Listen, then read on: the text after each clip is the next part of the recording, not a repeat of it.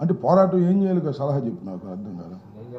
అది కదయ్యా, వాళ్ళు 8 మాసాలు అయింది చంద్రబాబు నాయుడు గారు అధికారంలోకి వచ్చి, ఆయన ఇచ్చిన హామీలను నెరవేర్చడం లేదు, ప్రజల్లో వ్యతిరేకత పెరుగుతుంది. మేమేం పోరాటం చేయాలి? చేస్తున్నాంగా. ఆల్రెడీ 3-4 సార్లు ధర్నా చేశాం. వాళ్ళకు ఒకటే గ్యారెంటీ ఏంటంటే ఇంకా 4 సంవత్సరాలు అధికారంలో ఉంటాం కాబట్టి మేము ఏమైనా చేస్తామని ప్రయత్నం చేస్తున్నారు.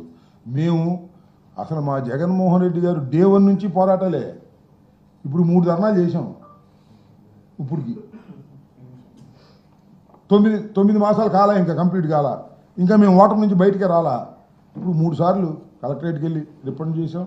మన కరెంటు ఛార్జీల మీద కరెంట్ ఆఫీస్కి ధర్నా చేసాం. మళ్ళీ ఫీజు రీంబర్స్మెంట్ మీద ధర్నా వాయిదా వేస్తూ వచ్చాం.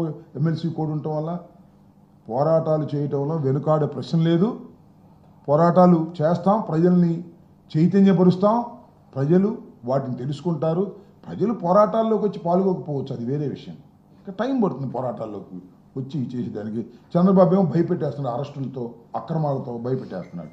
చంద్రబాబు నాయుడు గారు అక్రమ అరెస్టులు చేసేస్తున్నాడు, సోషల్ మీడియా వాళ్ళని అరెస్ట్ చేసేస్తున్నాడు. 2 నెలలు, 3 నెలలు, 4 నెలలు. నాకు అర్థం కాల, మర్డర్ కేసులోనే 2 నెలలకి 3 నెలలకి బెయిల్ వస్తుంది.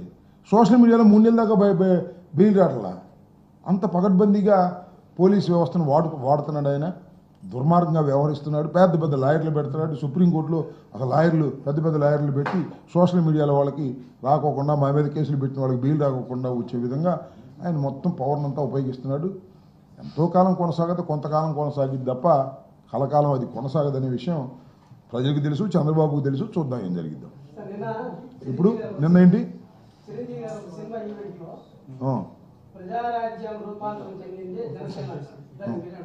నేనేమన్నా, ఆయన ఇష్టం. నేను ఎందుకు అంటాను? అది లేటుగా చెప్పావేంటి అంటాను. ఆయన నేను కాదు, ఆయన ఇప్పుడు దాకా ఎందుకు చెప్పలేదు? చిరంజీవి గారు ప్రజారాజ్యం పార్టీనే తొండ ముదిరి ఊసర వెళ్ళిందంట. అలాగే ప్రజారాజ్యం పార్టీ రూపాంతరం చెంది జనసేన అయిందనే విషయం ఇప్పుడు దాకా ఎందుకు చెప్పలేదు అన్నా నేను. అది నా బాధ. మంచిదే అన్నా తమ్ములు.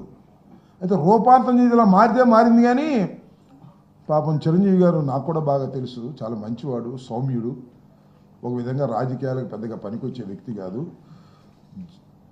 దాని పేరు ప్రజారాజ్యం పార్టీ ముదిరి కాంగ్రెస్లో కలిసింది. ఈ జనసేన కూడా ముదిరి బీజేపీలో కలిసిద్దేమో, జాగ్రత్త పడమన్నా.